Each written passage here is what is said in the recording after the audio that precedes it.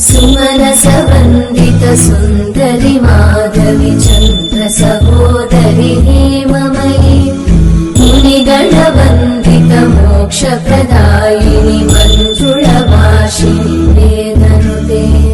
पङ्कजवासिनि देव सुपूजित सद्गुणवर्षिणि शान्तियुते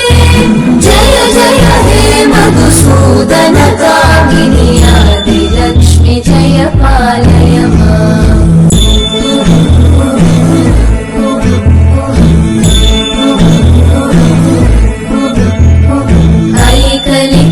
ऐकलिकल्मषनाशिनि कामिनि वैदिकरूपिणि वेदमये क्षीरसमुद्भव